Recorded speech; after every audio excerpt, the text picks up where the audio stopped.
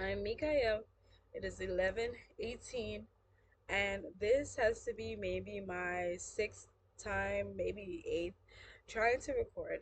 And this is just an example about what my speech is going to be about today. No extensions, no grace period, no exceptions. For many students, this is just another stressful college moment, but for student mothers, this moment can determine whether they pass a class, stay enrolled, or drop out altogether.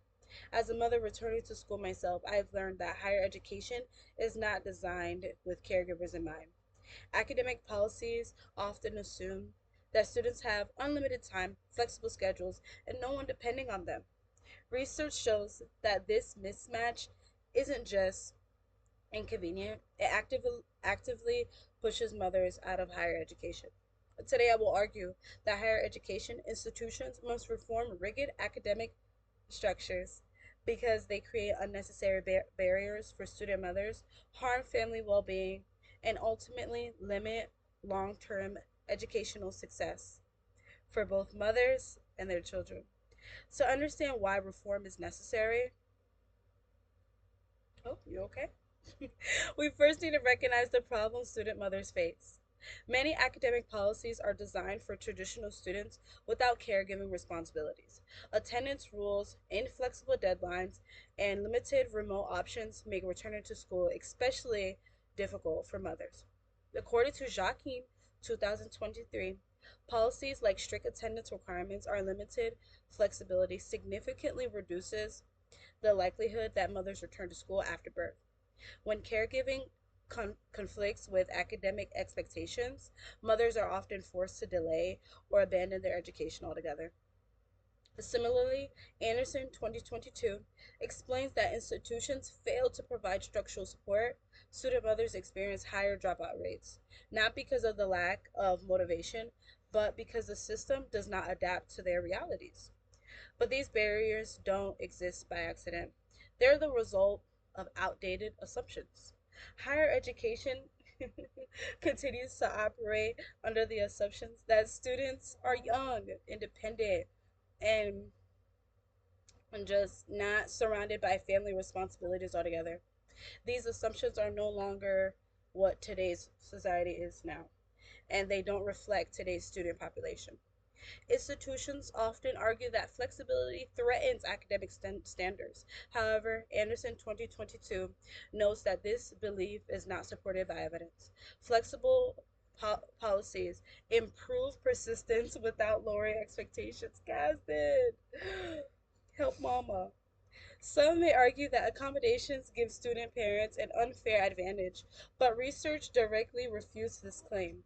Suter 2008 found that mothers returning to school remain highly committed and academically motivated, and their persistence benefits not only themselves but their children as well. The problem then is not with student mothers. The problem is the student, the system that has failed to evolve. If rigid structures are the cause, then meaningful reform is a solution. Higher education institutions must adopt flexible academic policies that support student mothers while maintaining rigor. This includes reasonable deadline flexibility, hybrid or remote learning options, and faculty training focused on equity and consistency. Joachim 2023 emphasizes that flexibility significantly increases persistence among mothers without compromising performance.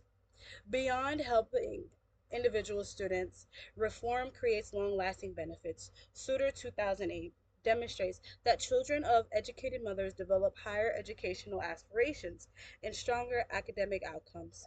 Supporting student mothers is not just compassion, it's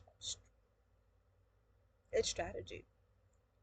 When institutions support mothers, they support families, communities, and future generations altogether. That 11:59 deadline may seem like a small detail on the syllabus, but for mothers and caregivers, balancing school, work, children, it can be the difference between dropping out and graduating. Rigid academic structures create barriers, not because mothers lack ability, and dedication, but because institutions refuse to adapt. Research shows that when schools implement flexible accessible policies, student mothers persist, and their children benefit academically and socially. Oh my gosh. Higher education prides itself on being a pathway to opportunity, but a pathway that excludes caregivers is not truly accessible.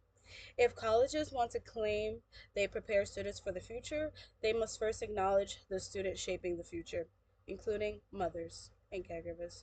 Because when a mother succeeds in higher education, she doesn't rise alone, she brings the next generation with her. Thank you so much. So, bye.